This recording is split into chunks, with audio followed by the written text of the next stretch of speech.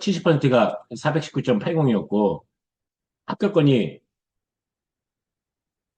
418.45였었어요. 그러면 이제 얼마가 되는 거죠? 그냥 단순히 나누면 돼요. 멀티플 1.32가 나오는 거예요. 그쵸? 1.0032 정도 나오게 되는 거니까요. 그쵸? 앞에 자리 띄고서 생각해 보니까 1.32 정도 나온다. 이렇게 볼 수 있는 거예요. 그렇죠? 그러면 이제 요거는 2024고, 그 옆에는 이제 2023인 거예요. 그러니까 경희대학교 같은 경우에 멀티플 값 많이 잡았던 이유가 뭐냐면 점수가 바짝 붙었었죠. 바짝 붙었다가 확 떨어졌잖아요. 확 떨어졌기 때문에 멀티플을 좀 세게 잡았던 거예요. 그래서 경희대학교가 이렇게 많이 벌어진 걸로 나와요. 1.53까지 멀티플이. 그래서 최고 합격자에서 최저 합격자까지의 멀티플도 2.22로. 그러니까 2가 되는 게 기준점이거든요.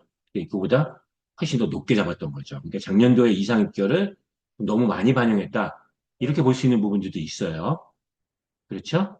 그래서 이제 서울대학교 약대를 계속해서 보면 작년도에 이제 1.32 정도 됐었는데 그러면 그 전년도에는 어땠냐라고 놓고 보면 역시 뭐 마찬가지로 그냥 나누면 돼요.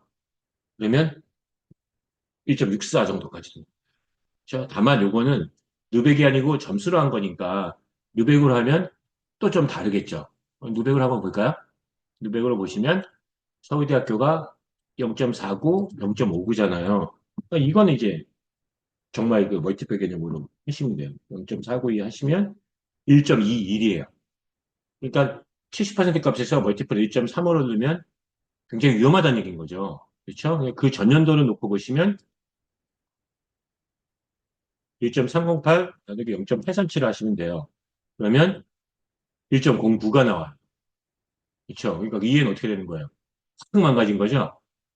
그렇죠? 원래는 그 0.1 정도 벌어져야 되지 1.22가 나오는데 그러니까 0.64 정도 나왔었으면 멀티플 1.3이었었단 말이에요. 근데 그렇게 놓고 보면 저게 0.837일 때도 마찬가지로 1.2를 넘었을 수가 없었죠.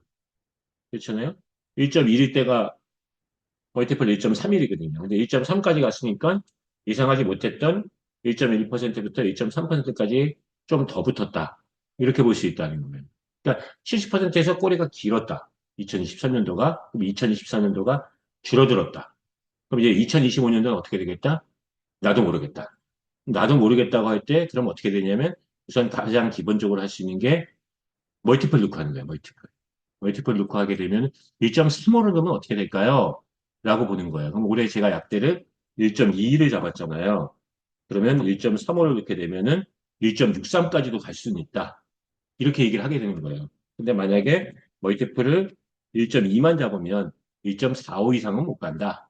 이렇게 보는 거죠. 그럼 1.45라고 해도 2023보다는 낮은 거예요.